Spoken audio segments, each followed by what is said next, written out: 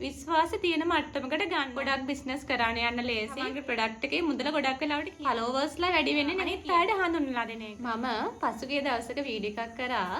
Page එකක් හරහා ඔයගොල්ලෝ මම ආපු දුරම ඔයගොල්ලන්ටත් යන්න උදව් කරනවා කියලා වීඩියෝ එකක් කරන්න බලාපොරොත්තු වෙන ඔයගොල්ලෝ කමෙන්ට් එකක් දාන්න කියලා.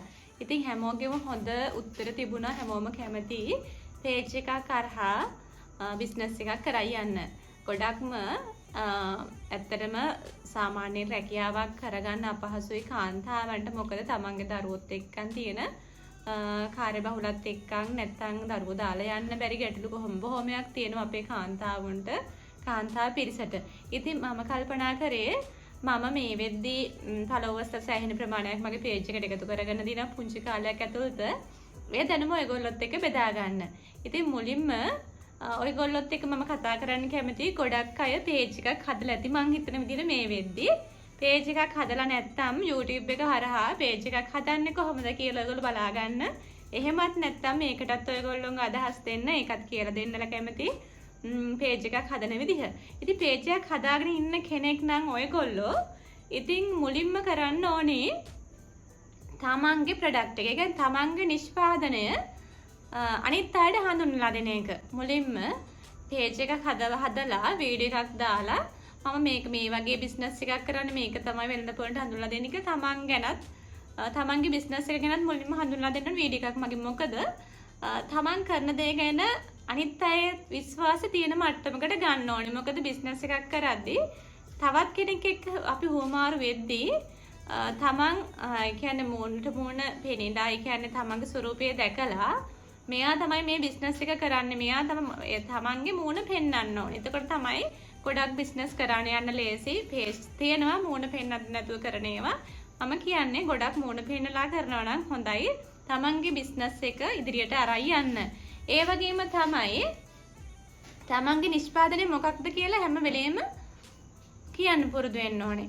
දැන් අපි හඳුන්වලා දෙද්දී හිතන්නකෝ තමන් රෙඩි බිස්නස්ම කරනවා කියලා හිතන්න එපා. ඕනම දෙයක් කරද්දී මේක මෙතකොට මේ රෙදි බිස්නස් කරන මේ වර්ගය මෙච්චර පළල තියෙනවා, මේක මේ වගේ මුදලක් වෙනවා කියලා මුදලත් එක්කම කියන්න පුරුදු වෙන ගොඩක් වෙලාවට.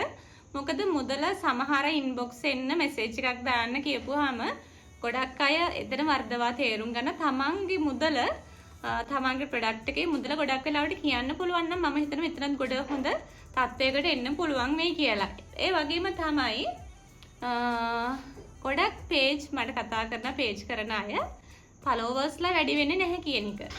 ෆලෝවර්ස්ලා වැඩි කරගන්න මම කරපු එකම හොඳම ට්‍රිප්ස් එක තමයි මම පේජ් එකේ බිස්නස් එක කරන්න ඇඳුම්නේ. ඒ වුණත් මම ගෙදර මොකක් හරි කරනවා නම්, කෑමක් හදනවා නම් ඒක හදලා මේ වීඩියෝ එකක් කරනවා. එහෙමත් නැත්නම් ගමනක් බිමනක් යනවා නම් ඒක වීඩියෝ කරලා දානවා.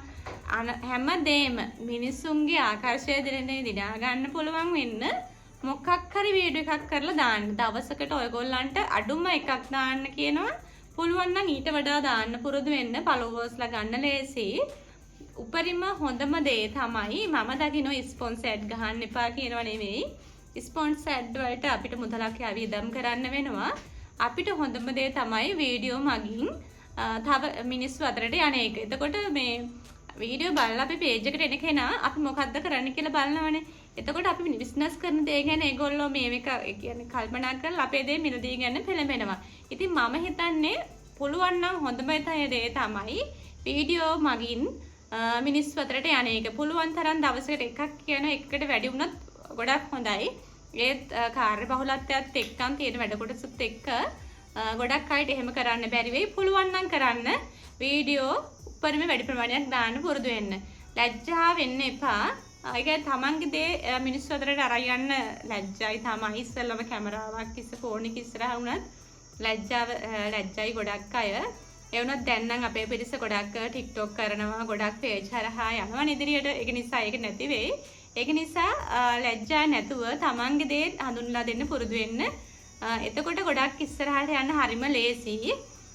ලැජ්ජාව තිබුණොත් ටිකක් අමාරුයි කරයි යන්න. ඒක පොඩ්ඩක් නැති කරගෙන ඉස්සරහට යමු. එතකොට ලේසි ඉදිරියට යන්න. ඒ වගේම තවත් ට්‍රිප්ස් ගොඩක් තියෙනවා පේජ් එකක් අප් කරගන්න.